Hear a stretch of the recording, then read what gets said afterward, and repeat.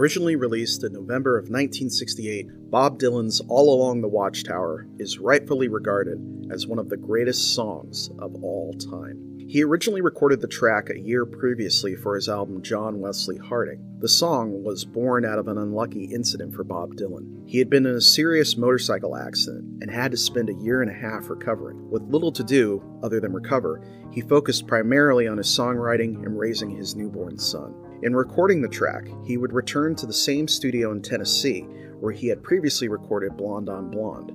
For it, he brought back Kenneth Buttrey and Charlie McCoy, who had also played on that record. Bob Johnston served again as producer. Lyrically, the song bears a striking resemblance to a passage from the book of Isaiah. Early analysis and criticism of the track reflected on the somewhat disjointed nature of the song's narrative. For me personally, I just took what was happening in the song as Bob Dylan just being Bob Dylan, and I was always surprised when people tried to dissect it further. In short, it's poetry. The song had a single released with Most Likely You Go Your Way, but didn't chart. The song, however, would get its most famous interpretation 6 months later when it was covered by the Jimi Hendrix Experience.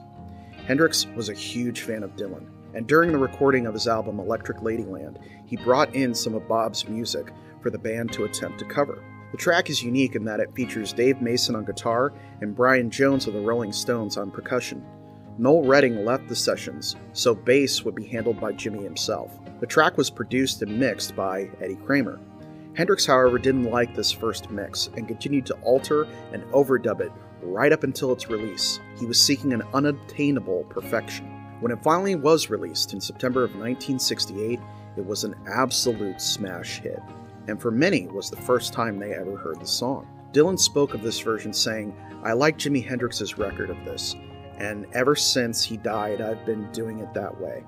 Strange how when I sing it, I always feel it's a tribute to him in some kind of way."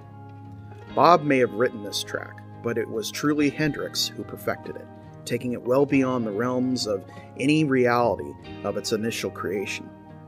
The song has been covered countless times and is most likely rivaling the Beatles' Yesterday in covers.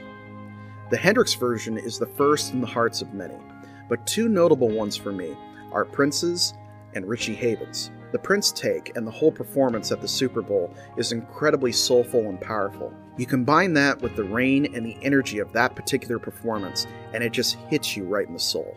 The Richie Havens version takes the best of both Hendrix and Dylan. I'll put a link to both of these performances down below. Speaking of which, I would love if in the comments you would link some of your favorite versions of this track. It's just one of those fantastic songs that you can do so much with in so many different styles. Thank you so much for watching. If you would like to help support this channel, like, share, comment, subscribe, check out my old videos, and as usual, I will see you guys next time.